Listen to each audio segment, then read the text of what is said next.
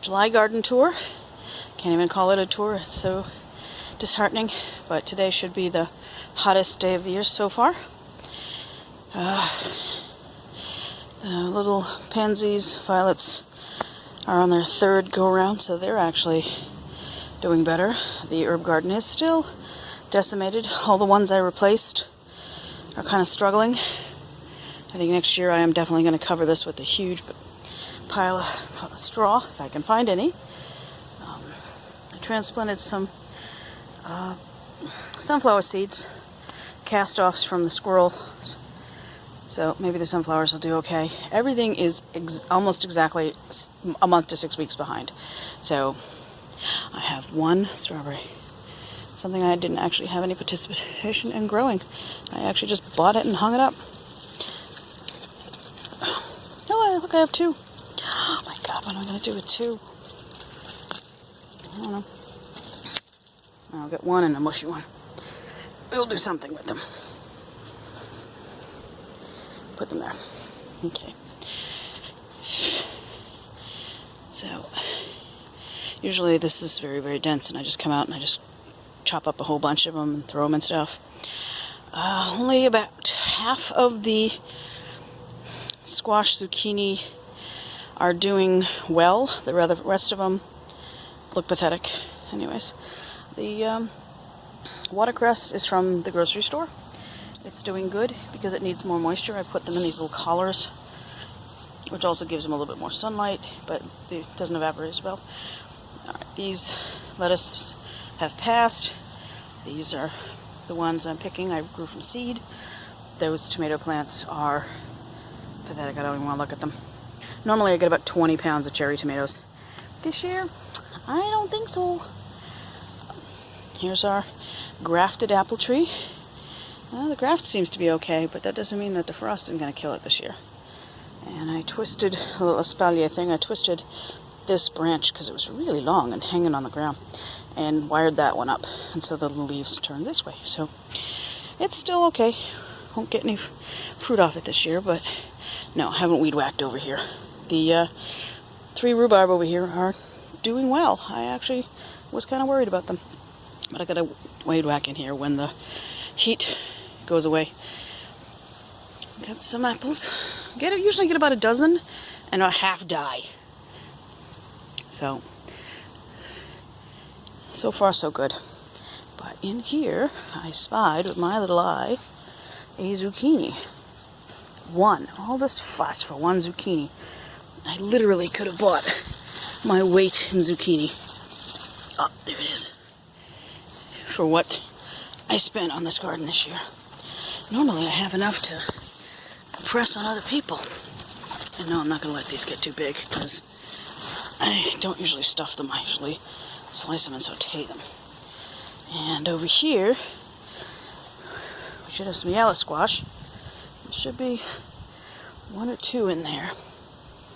I usually put in half zucchini, half yellow squash, and if I think about it, some patty pans. I don't remember putting patty pans in. That one might be. I don't remember. And no, I don't write these things down. It's more exciting the other way. What's over here? There's another little zucchini. And another little zucchini. We'll get those later in the week. Over here, got 1 yellow squash. So I will do something with these 2, and maybe some onions. I'm not even going to waste twine tying up these tomatoes. They're kind of pathetic. Only one of them is actually the right size. Normally these are overabundance. Yes, it's 8:30 in the morning and it's already 80-something degrees. These are green onions, which I don't really harvest. Sometimes I will. When they get big like this, they're a little woody. That's why the ones in the grocery store are little. But I like them. I like alliums of all sorts because they give the bees lots of flowers. And now they're making lots of seeds. Those are garlic scapes. And I believe those are shallots. I thought I had more shallots. Those are onions. I don't know why they do that. And one lone garlic.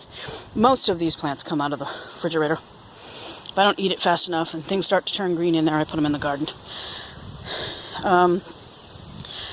I'm really surprised that any of these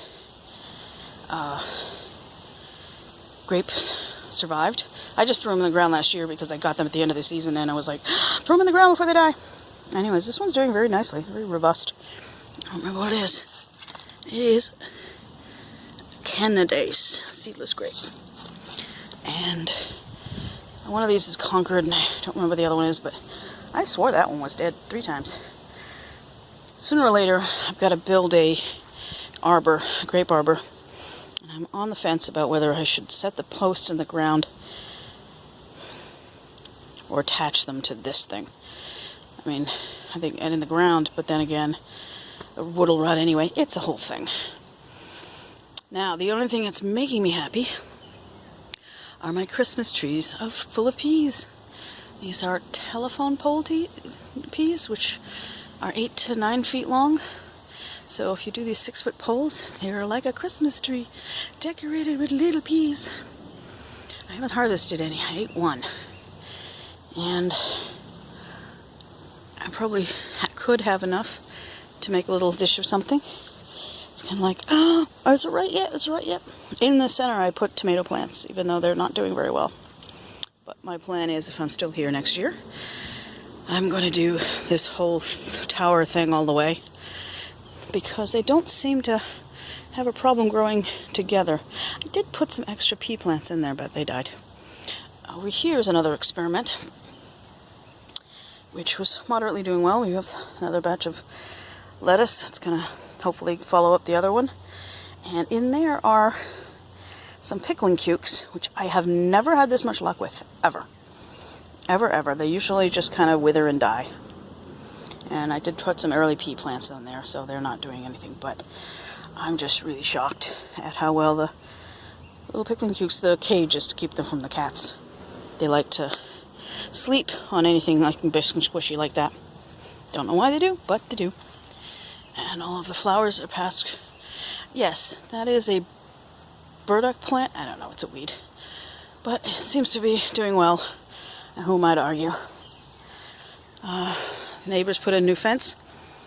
And I didn't cut as much sunlight as I thought, because when I bought the place, this whole was a wall of forsythia. But it does cut down on the evaporation. So back here is mosquito heaven. We got all these plants that have waterproof leaves. Vinca minor, English ivy, holly. There's just so much moisture in that ground. I gotta figure out a way to kill the mosquitoes without killing everything else, because I do have amphibians. I do have red salamanders. I have toads, which both of those are valuable to me. Here's our water feature, which we finally figured out how to keep the water from getting too acidic. Every time I have oysters and clams, I throw the shells in there.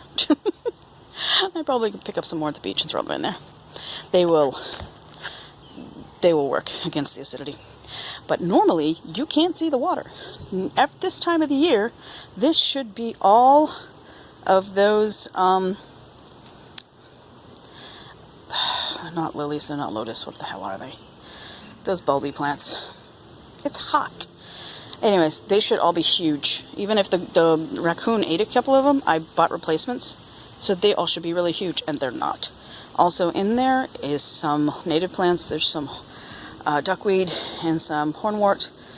And I actually went on eBay and bought some waterlettuce.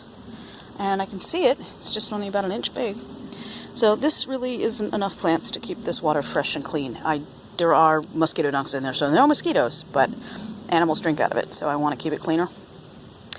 I am toying with the idea, because the plants are so small, of setting up an aquarium in the basement, because this is like $40 for the plants, to keep the plants over winter. I tried it once, but I didn't really do it really well, and the fruit flies had a really good time.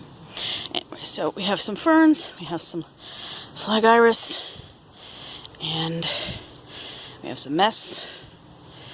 And the sun is now coming out, so I'm going to stop while I still have breath in my lungs.